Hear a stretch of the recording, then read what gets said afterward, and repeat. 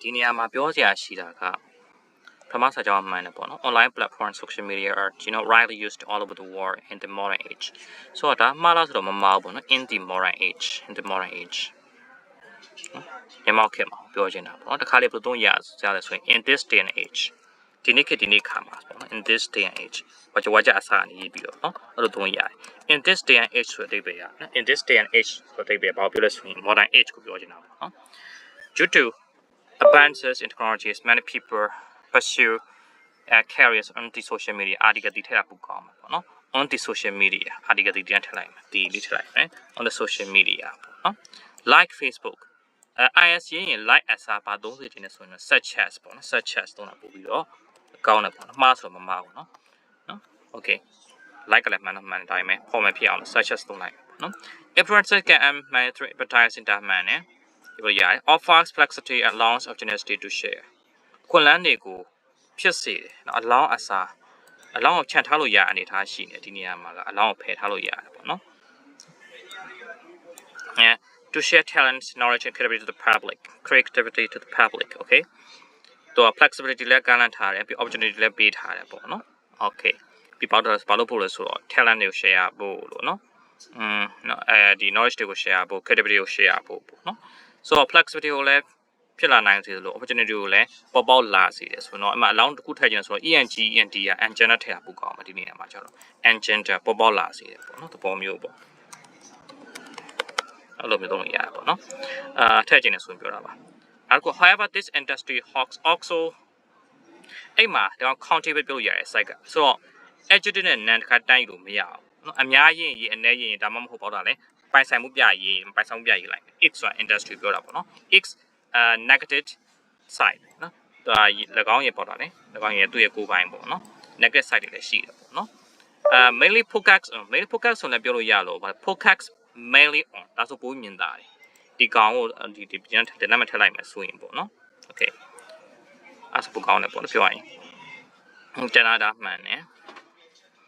it is this can be stereo it depends on polarity and overall search being appearance is generally okay but it requires very skin was nevertheless the standard along instances okay ဒါတော့ပါဒါလည်းအများကြီးပြင်စရာတော့မတွေ့ဘူးပေါ့နော်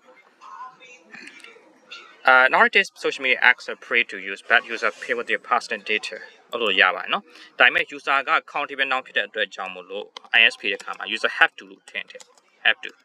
နော်အဲ့လိုထည့်ရမယ်အဲ့နေရာမှာ user have to pay with their personal data ပို့ပြီးကြည့်ကောင်းနောက်ကဘာထည့်လို့ရသေးလဲ in return ပေါ့နော် in return လို့ထပ်ဖြစ်လို့ရသေးတယ်ပေါ့နော်အဲ့လိုမျိုးပေါ့ in this case ဆိုဒီမှာ has တန်းရ has ကအဲ့တိုင်းလို့မရအောင် so in this case ဆိုပေါ့ပြောနေတာဒီဘက်ကဒီကိစ္စမှာဆိုရင်ကောင်းကျိုးလည်းရှိရဆိုးကျိုးလည်းရှိတယ်နော်ဆိုတော့ဒီနှစ်ခုပြထားတယ်ဆိုတော့ဘာသာ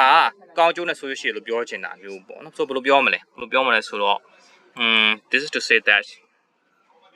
ဒါပေါ့ဆိုလဲဆိုရင်ပေါ့နော်ရှေ့ကပေါ်ဟောက်ပြောတာ this is to say that ကတွဲမှတ်ထားတာဒါပေါ့ပြောရတယ်ဆိုရင်တဲ့တရားအားရှိတယ်ပေါ့နော်အဲ့လိုပြောရတယ်နော်ဆိုတော့ဘာဖြစ်လိုက်မလဲ in this case has ဒီဖြစ်လိုက်မယ်ပြီးအဲ့ဒါဘာသာထိုးမလဲ this is to say that there are ပေါ့နော် okay positive side ဆိုတာသူတို့ကြဟန်လေးတိုင်းမပြောလိုက်မှာဆိုရင် is မှာတော့ဆိုရင် on the positive side နော်သူရဲ့ဆိုင်ကြပဲ on the negative side ဒီနားမှာလည်းပြင်ရမှာဆိုရင်တွေ့ပြီဒါလည်းပြင်ရမယ်အဲ့ရလည်းတည်ထားရမှာပေါ့နော်သူတို့ဟန်မဟုတ်လို့ promote and advertise the business and to get more customer they can even enhance the professions on social media on the social media အဒီကတည်ထည့်လိုက်နော်တည်ရှိတည်ထည့်လိုက်မယ်ဒီမှာတည်ရှိတည်ထည့်ဖို့ကောင်းတယ်ဆိုတော့ဒါ collect ကလည်းမှန်တယ်တခါလေးပို့ပြီး meaning GRN ရတယ်သုံးတတ်တယ်နော်ခုနောက်ပိုင်းသုံးတာထားမှာကာနာလည်းစုဆောင်းတာပဲ collect နဲ့တူတူပဲ large amount တခါတန်းရလို့မရဘူးအနည်းရင်တော့အများကြီးရင် a large amount တော့ a တော့ထည့်ပေးရမယ်အနည်းဆိုတော့ a large amount of personal information many students don't fully understand on their data issue this can lead to privacy concerns targeted advertising people that can benefit more than user in this agent user မှာ as ထည့်မယ်နော်in my opinion, it can is honest and transparent about data collection. You get user STM, you know, greater control over the personal information. It